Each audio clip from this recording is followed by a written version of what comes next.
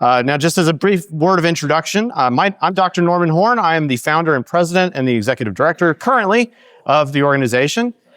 This is incidentally our 10th anniversary this week of the founding of LCI. So if I can just, I'm gonna just give it a round of applause, guys. We're 10 years old. Hey, that's great. Okay, well, again, we welcome you to our session here. And just as a word of introduction about LCI, I was running a website. I started in 2008 called libertarianchristians.com.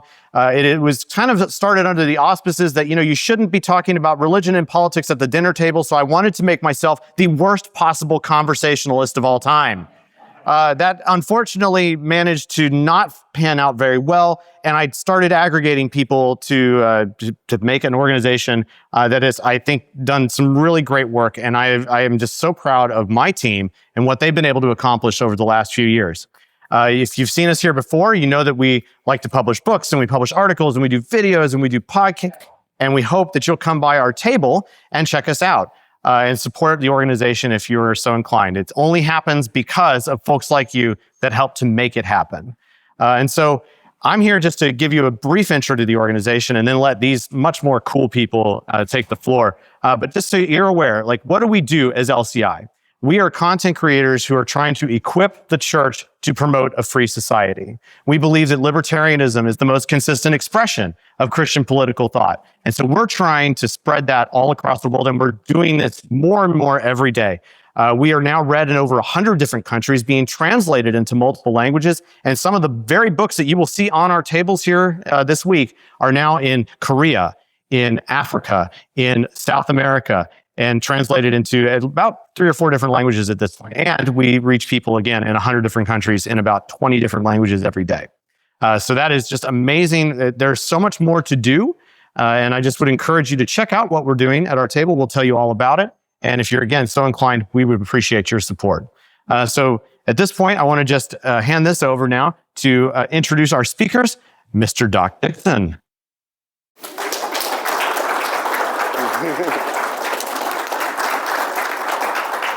Unlike church, it is okay to clap. I just by way of quick introduction for me, I'm really here. Oh wait, almost forgot my cheat note. I'll fake it. There. Thanks. Okay. Thanks. I'm the showbiz professional, and you're crushing me. By way of quick introduction, any of you happen to recognize me? I'm a magician. If you know Tom Woods, which most likely everyone here does, at his 2000th episode, I sawed him in half. And I guess a couple years ago at Memphis, LCI adopted me like the stray dog that hangs around at church. They put out food from every once in a while. The microphone closer to your mouth at all? That might be done. Thank you. Sorry. My ancestry is Spanish American and Nephilim. Okay, if you didn't get that joke, how did you get in this room? Nephilim people, pick up the pace. Okay. Our 2 most important speakers here, they have the enviable job that they get to talk about something that they are very excited about so much that they have written books about it.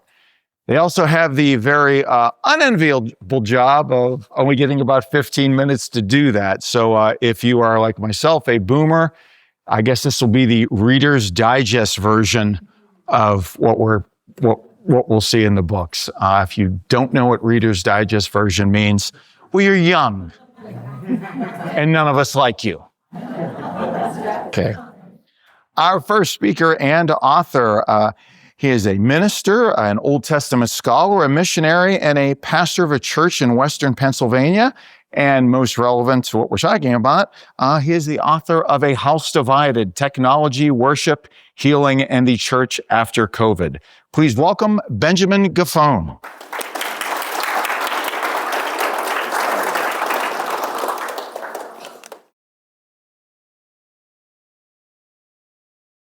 Thanks, Doc. Thanks, Norman.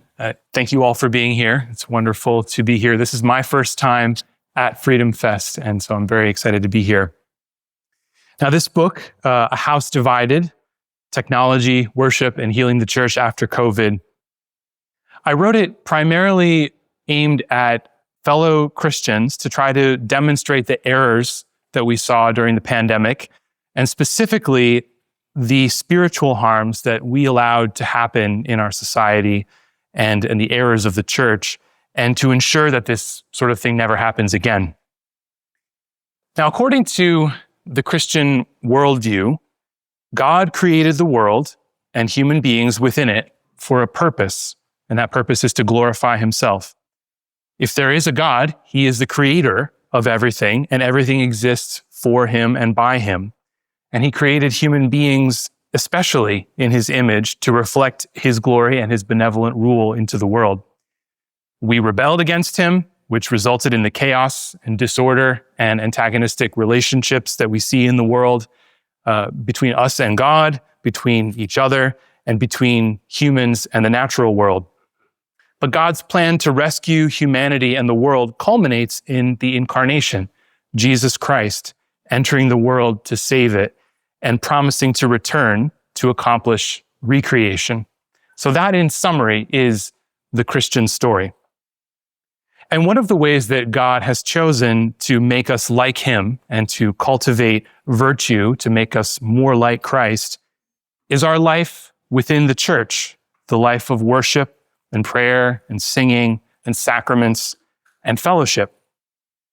Now, I know there are some public figures these days who don't embrace the literal truth of Christianity, but see Christianity as a positive force in society for social solidarity and shared purpose and morality. And I'm glad that they believe that. But what I'm arguing in the first part of this book is something more. I'm arguing that life together in the church, which we were robbed of during COVID, is actually even more important and essential to our human being than just the utility of community and shared morality. In other words, the church and the sacraments are more than just a bowling league or some sort of neighborhood association.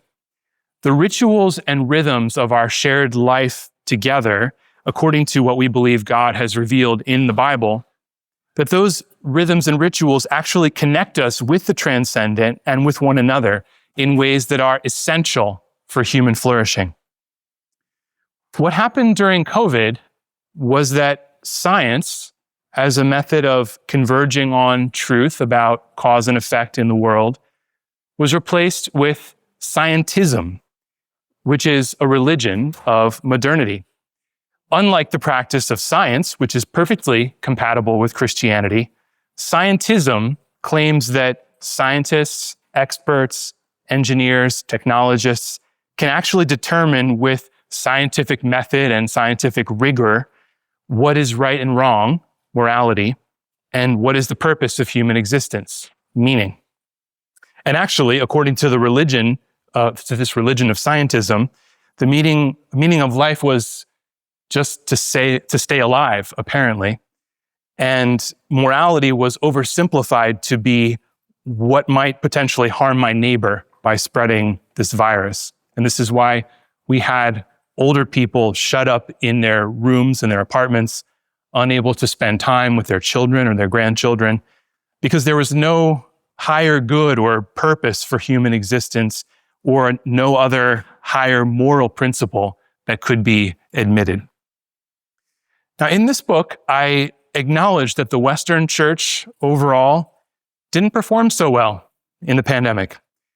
But then again, neither did most social institutions. So I don't know that churches were uniquely good or bad.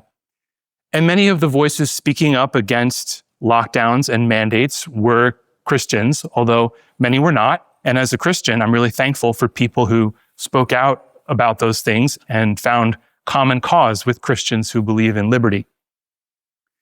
So speaking to a room full of liberty-minded people, I've tried to understand and wrestle with two sorts of things. What made Christians uniquely positioned to fail during the pandemic?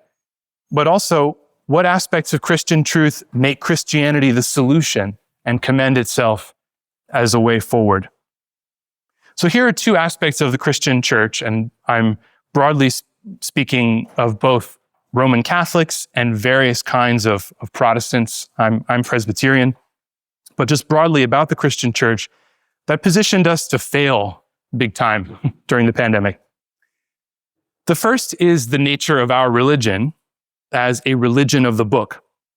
Now, I'm a biblical scholar, so I'm big on the book, but the actual practice of religion, especially for Protestants, has placed an overemphasis on words while downplaying the ritual and fellowship dimensions of our faith. And then we left ourselves open to having this mediating technology smuggled in as if it were an adequate substitute for meeting together. So if we emphasize the Bible and prayer and teaching and song, those things can be done remotely, but then we wonder why people don't find them as meaningful and transformative apart from the sacramental ritual and spending time together. So no one really thinks that watching a band or a choir and a sermon from home is equivalent to church. The second feature of the Western church that positioned us to fail spectacularly was the widespread anxieties among Christian elites about being perceived as anti-science and anti-intellectual. Now, by and large, the Christian elites who teach at universities and seminaries, like myself, and those who write for mainstream news publications, were terrified of being perceived as irrational, anti-science, anti-modernity, being perceived this way by their fellow elites who were not Christians. And I think evangelical Protestants in particular, as contrasted with Roman Catholics, are fearful of being thought of as anti-science.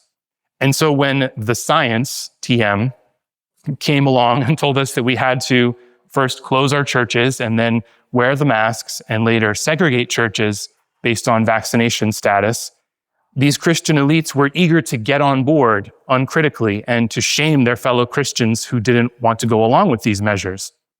And part of this was a deliberate campaign on the part of the government to send out someone like Dr. Francis Collins, himself an evangelical, rather than someone like Tony Fauci. And this, to be honest, was the saddest part of the book to write, because I had to take to task some people whom I personally and professionally respect very much, but who let us down and who, to my knowledge, have not come out and walked back any of their support for various measures, or they're naively following people like Francis Collins. And the irony, of course, is that leaders who admit when they've been wrong don't lose people's trust, but they actually gain back people's trust. But it's this fear of being tarred as anti-science or anti-intellectual that drove the response, I believe. And I confess in the book that I'm guilty of it too. Not so much on these matters, but on matters related to my own discipline, Hebrew Bible, Old Testament studies. But for all these weaknesses in the church, I still believe, not surprisingly, that Christianity is the solution and commends itself to liberty-minded people. First of all, biblical teaching is the best intellectual foundation for liberty. Regardless of age, race, gender, ability, background, every human being is made in the image of God and therefore has worth and value and has freedom and the right to chart the course of their life. So go around the world and look at cultures that are not shaped by Christian worldview, and you will see that their conception of rights and liberty is not the same. It's not as robust, I would contend. Second, the Bible and Christian teaching helps us to understand why corporate media and science and medicine and academia lost their way and lost credibility. I talk about this in the book at length, using insights from the field of the public choice school of political economy. But it's inevitable that the self-interest incentives that govern our private choices are going to infect and taint the structures that claim to produce the knowledge that is supposedly in the public interest. So however bad you think it is in the corporate media, by virtue of it being corporate, it's twice as bad in academia. But this is fully explainable by a biblical view of human nature. And the gospel, embodied in a person, Jesus Christ, is a humble message, and it stands in complete contrast to the manipulation and accumulation of power that is the way of the world. Third, the Christian worldview allows for the practice of science, assuming that a benevolent and wise God has created the world that behaves in regular ways that we can study. But Christianity also provides meaning and morality that's based in revelation that cannot be discerned simply experimentally. In other words, Christianity provides significant truth or truth of significance and genuine transcendence. And finally, Christian teaching provides the way forward for our society that has been broken and fragmented by the COVID disaster. It provides for forgiveness and reconciliation based on acknowledgement of truth and genuine repentance. And I think that if we compare Christianity to other worldviews, no one does forgiveness quite like we do. But it does have to be based in a true reckoning of what happened, not mere amnesty or some form of amnesia. But as a Christian, I would say that secular modernity, for all the good that comes with it, has not succeeded in providing ultimate and transcendent meaning and a coherent morality. And this is why so many people are turning to spirituality, but especially to Christian faith of various stripes. Now, you need to buy and read the book, right, to see all the ways that the Bible actually speaks into situations like what we experienced during COVID. But let me conclude my remarks by highlighting one of these biblical scenarios. In chapter 11, I talk about the book of Ezekiel, chapters 8 and 9. So this is the twilight of Ezekiel's people, the people of Judah. And the Babylonians have already taken a chunk out of this small kingdom and deported many of their elites, including Ezekiel, who was a priest. But the Jerusalem temple, Solomon's temple, is still standing as a place of God's presence with his people. But an angel takes Ezekiel in a vision and gives him sort of a James O'Keefe style hidden camera view into what is actually going on behind closed doors in the temple. And the priests, the king and the elites are not worshiping the God of Israel. They're worshiping lots of other gods and doing lots of inappropriate things. Now, there's a lot here that reminds me of the corruption in government and science and academia. Ordinary people are not specialists, but have been trusting that the priests and the politicians are doing the things behind closed doors that will result in the flourishing of the society. But in fact, those elites are doing the opposite. And in doing so, corrupting the meaning-making and morality-making apparatus, they're leading their society to destruction. And so, in the vision, angels go through the land and mark the foreheads of faithful, ordinary people who, it says, sigh and groan over the abominations that are committed by the leaders behind closed doors. And they sigh and groan because they are powerless to stop it. In this information age, in the age of apocalypse or unveiling, there's a lot to lament about the state of our society. I'm fascinated by the ads that I see on podcasts for products like Patriot supplies or Patriot generators. So why do you affix Patriot to these emergency products? Well, the assumption is that true patriots see the state of the society and are distressed and are making preparations for the worst. But of course, there is only so much that can be done by ordinary people in the face of corrupted elites like the media and academia and public health. But the story in the book of Ezekiel concludes not with those who sigh and groan, taking up arms to abolish the corrupt systems. That's actually something that God does. The story of ancient Judah, which is a picture of what he will do for the whole world because of Jesus Christ, is a story of God making of us and of humanity what we cannot make ourselves into, either individually or collectively. So put simply, it's powerful grace doing what we can't do for ourselves. Christianity is not overly optimistic about any society built by humans. All humans have sinful tendencies, and no elites are perfect. But we are hopeful, and we can be at peace and joyful because of hope in the resurrection and new creation. It's not a blind faith, but it's a confidence in God who has revealed himself to humanity in a book and in a person, Jesus Christ. And I think that's where we can turn to hearing more about Cody's book, because even though societies cannot be perfect, they can be more or less conducive to human flourishing. And liberty, as we'll see, is the best way. So thank you.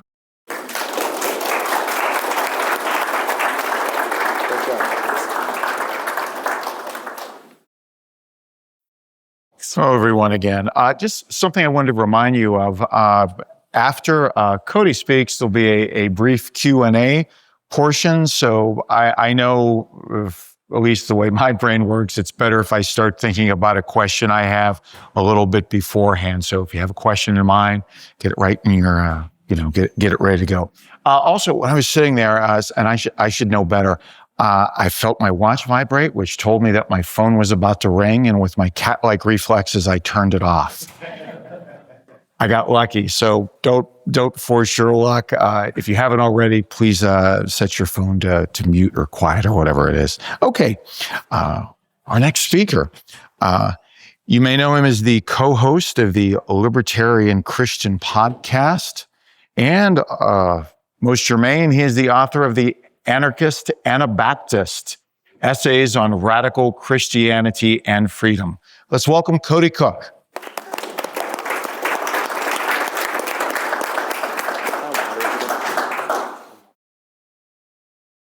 All right. I actually just flew here from Cincinnati, and boy, are my arms tired. I had 3 openers. That was probably the worst one. So, in the 1500s, there was a group of radical Christians, and they emerged out of the Protestant Reformation. They were called the Anabaptists. Christianity at the time seemed inextricably intertwined with the state, but the Anabaptists taught that religion should be voluntary and that government's functions should be limited to protecting the innocent from aggression. And they said this almost 200 years before the secular tradition of classical liberalism got around to it. So where did they get these bizarre ideas from? Well, what's interesting is they said that they got them from the New Testament. So a few things about me before we dig in. I was raised in a nominally Christian family. I became an atheist probably as a preteen. And I, embraced some kind of vaguely anti-authoritarian politics. You've probably been through those phases before you're really libertarian, So it was, I'd go back and I'd read the Black Panthers and, read some Noam Chomsky, watch some Alex Jones videos. It was just kind of all over the place. Grew my hair long and smoked pot, but only for political reasons. I thought I was in the 60s. It didn't make any sense. And so then I would start doing things like I mentioned, like Alex Jones, right? So I'd follow, if I found out that my neighborhood police were doing like drug checkpoints, I would go and read in the Fourth Amendment and film it and stuff. It was just dumb stuff.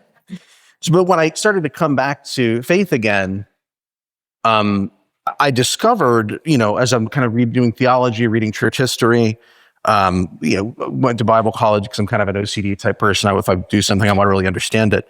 I find these people called the Anabaptists, and there were different things about them that I thought were really appealing, that they rejected religious violence and that they believed that the only true faith is a voluntary one. And that eluded everyone else at the time, which it seems very strange today, but it was true. And so as I think as my politics were refined and my theology was refining, the Anabaptists were, I think, really helpful for me. And so I want to share them with others as well.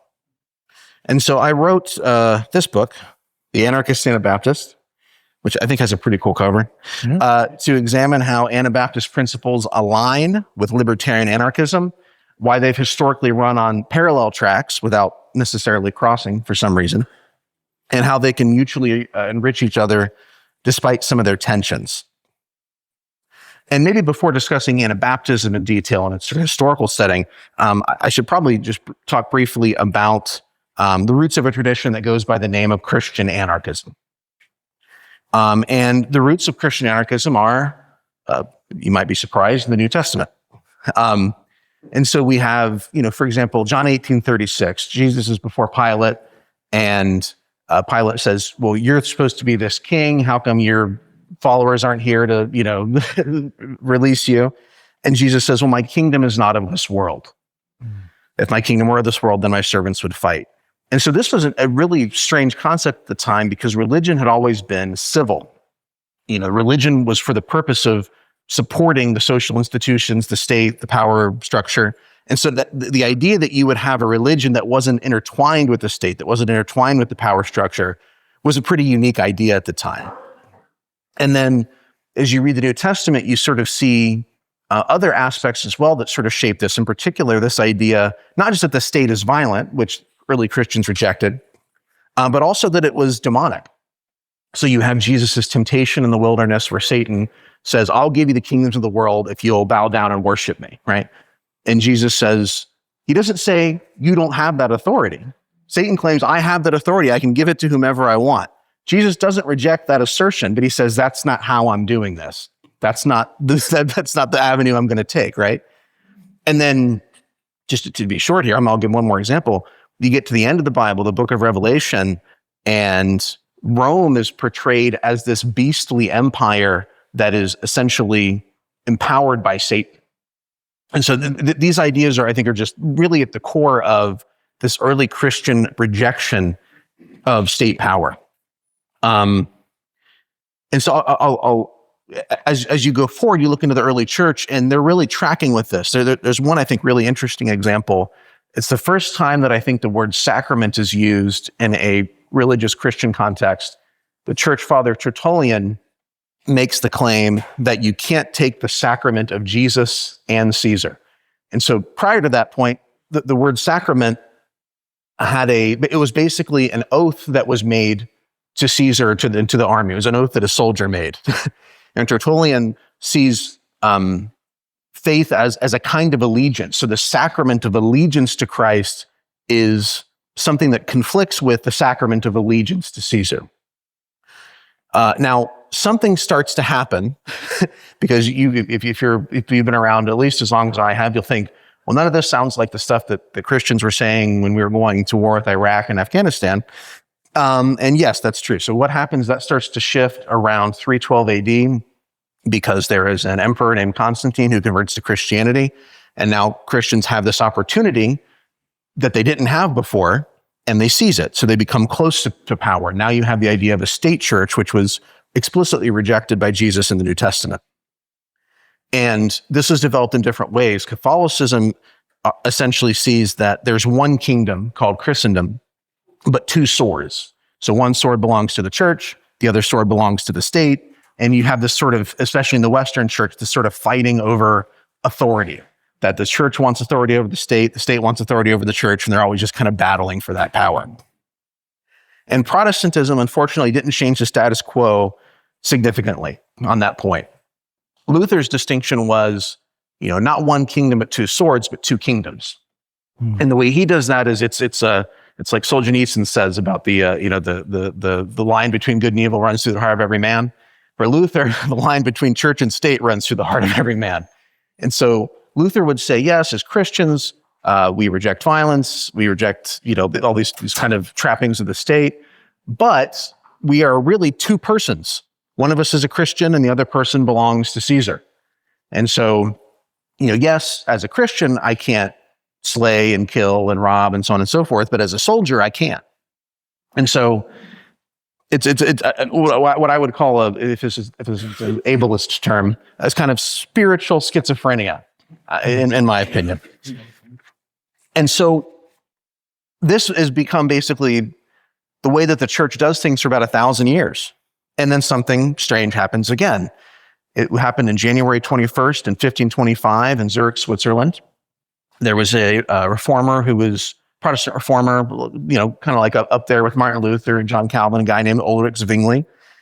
And he had these followers who felt that he was not being consistent in pushing to follow the New Testament, that he was compromising with the city council, that he was compromising with the political structures.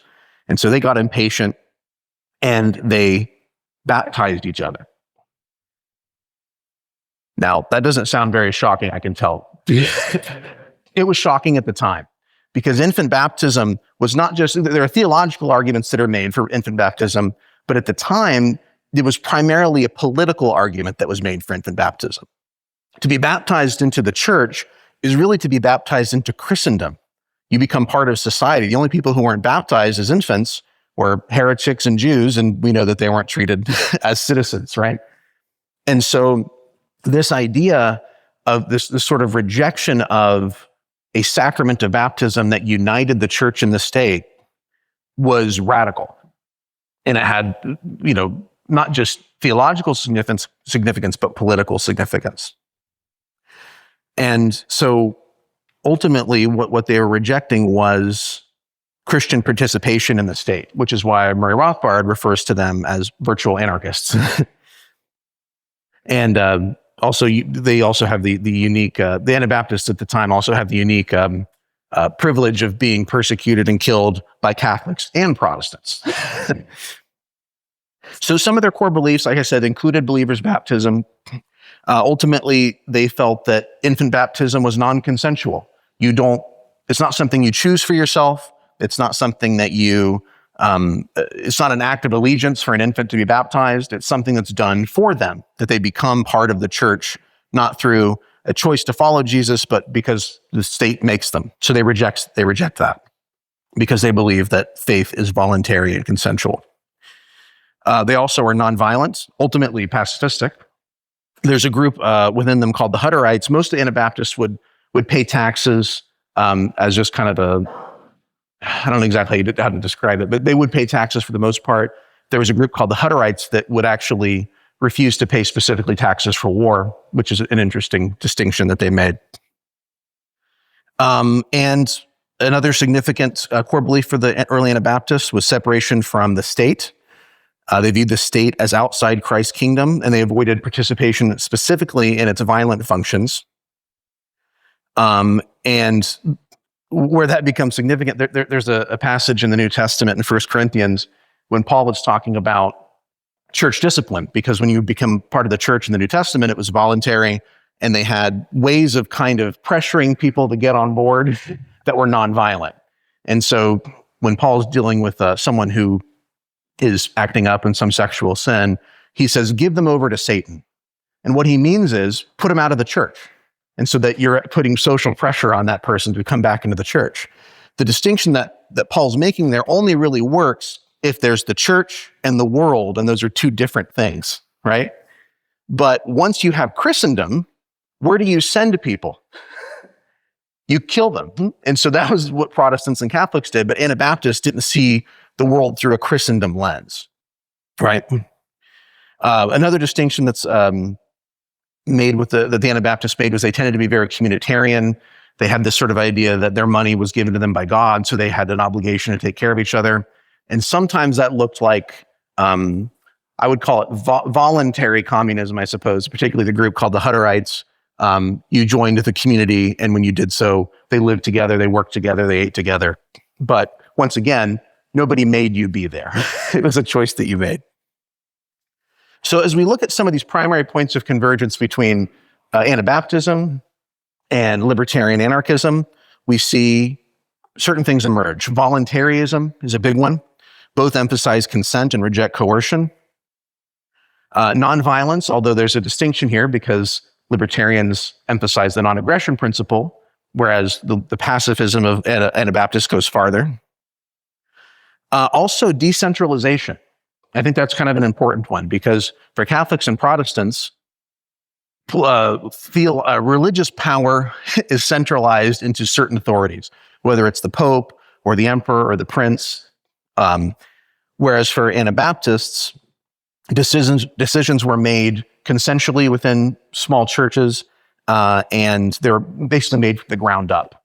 And in fact, not even democratically. So what's interesting about democracy is it's the tyranny of the majority over the minority.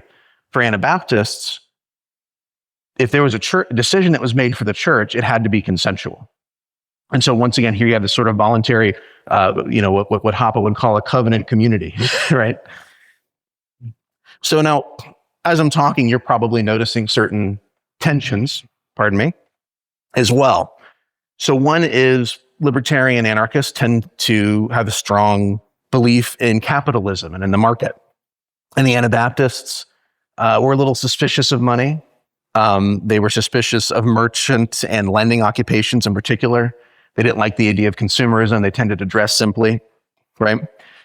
And I think this tension is not too difficult to resolve if you remember that they were a voluntary community. And so I think ultimately they provide, something really helpful for us, that we can actually choose how we want to engage in the market, when we want to pull back, when we want to move forward, what's good for us, what's good for our families. Do I want cable in my house if I've got kids watching it? These are decisions that you can make individually or as communities voluntarily. Of course, pacifism versus self-defense is a big one, big tension. Libertarianism, though, I would say doesn't require defensive violence. Anabaptists acknowledge that there is a natural right to self-defense and a natural right to violence. But they said if you are following Christ, you give up those natural rights voluntarily. What's interesting, I think, though, is that they really had a sense of what was legitimate and illegitimate for governance to do. And so they didn't really use this term so much, but it's really what we're talking about is natural law. That if governance is there punishing evildoers in the sense of people who are victimizing others, people who are hurting others, that's a legitimate thing for government to do. But someone like Menno Simons, the founder of the Mennonites, called them out when they overstepped those bounds. Here's a great quote from Menno Simons. "Captains, knights, foot soldiers, and similar bloody men risk body and soul for the sake of gain and swear with uplifted fingers that they are ready to destroy cities and countries, to take citizens and inhabitants, to kill them and take their possessions, although these have never harmed them nor given them so much as an evil word. O God, what cursed, wicked abomination and traffic, and they call that protecting the country and the people and assisting in justice." So, pretty strong words from Menno Simons there. So anyway, there's a lot of other stuff that we could get into, but I have a time limit, and the book is for sale. So I'll just summarize a few key points. Anabaptists and libertarian anarchists share values like voluntarism, decentralization, and nonviolence or non-aggression, despite significant historical separation and the fact that they didn't really seem to influence each other. I think libertarians, especially Christian libertarians, should study early Anabaptists, early Anabaptism, I'll say, for its philosophical and ethical insights, and particularly its model of voluntary communities. And this is, I think, really helpful because when people ask, where has a voluntary society ever worked? You can say, well, the Amish in Pennsylvania, the Hutterites in Canada. So these groups show that there are actually ways to do this. And so they provide models, I think, for building voluntary communities. So today, I want to thank you guys for listening to me. Hope you get a copy of House Divided or Anarchist Anabaptist. House Divided is the better one, but that's all right. And we'll see you at the booth if you've got time to stop by. Thank you.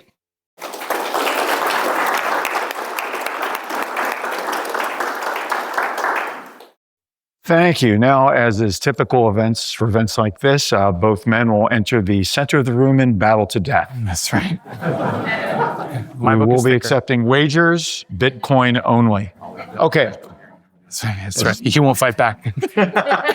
Who has questions? We're tight on time, so if it's all right, I'm going to call an audible. I'll repeat the question to make sure it's on your mic. In the back, what question do you have? Sure. I came in a few minutes late, so forgive me if this was mentioned.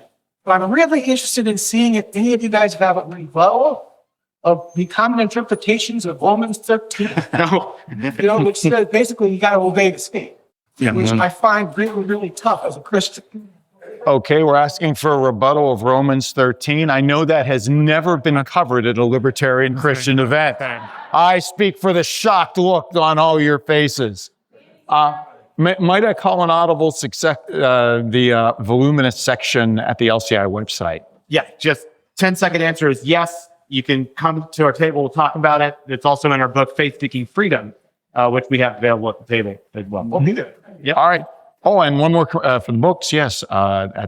Please stop by the booth and at the Freedom Fest bookstore. Yes, miss. Yes. Question for Cody. Yeah. You mentioned that the Anabaptists believe in natural law. Well, there was a natural law party that was basically progressive liberals. Is there any corollary or distinction? No, and I don't really think that I'm not really aware of them using that language. They were not necessarily scholastics in that way, but the distinction amounts to kind of a natural law distinction. They see that there is a right that people have to self-defense. They think that there's a purpose that governance serves for society, but they just made a distinction between how Christians behave and how those sort of functions, those institutions in society behave. Okay, let's maybe one more, maybe two. Yes. You keep saying under the roof, but nobody showed us what number it is. It's like 727. Yes, ma'am. Okay, booth 727. Any more questions? Yes, sir. I'm just curious if, Benjamin. if you could respond to, if you were surprised how quickly the church folded on closing down churches and not having services. I think it was kind of a camel's nose in the tent, sort of, or just a very slight, like, well, let's just close down for 2 weeks and see what happens. And then, 2 weeks turned into 5 weeks and then 6 months. And for some churches over a year. So I think it was a kind of a gradual thing with a bait and switch. But I think people were very, and I talk about this in the book, ministers especially were under fire from both sides, people who thought they should stay open and people who thought they should stay closed longer. And one of the things that made made that tension much more difficult for them to resolve or to resist, the pressure to stay closed, I think was the online censorship. That I think it was, and I talk about this in chapter 13 of the book, that it's one thing if you're a minister, and I say this as a minister, if someone comes into your church and is saying, we have to go really hard on this thing, then you have to say, well, no, that's not in our doctrinal statement or in our confessions or in our tradition, but you can believe that, but it's okay for other people. You have to protect other people's right to believe something different. And it was really difficult, I think, for many Christian leaders when they looked online and saw only one perspective represented. Now we know, because of a lot of the censorship that was happening, it was hard for them to speak out against that, even though there were doctors and public health officials who had different perspectives. So I think that was part of it. I'm not trying to let anyone off the hook, but I think that was a big part of it. Okay, I apologize. I know we're up against a hard clock. But please feel free to stop by the booth. We know the number now, thanks to you. And Dr. Horn is going to close us out.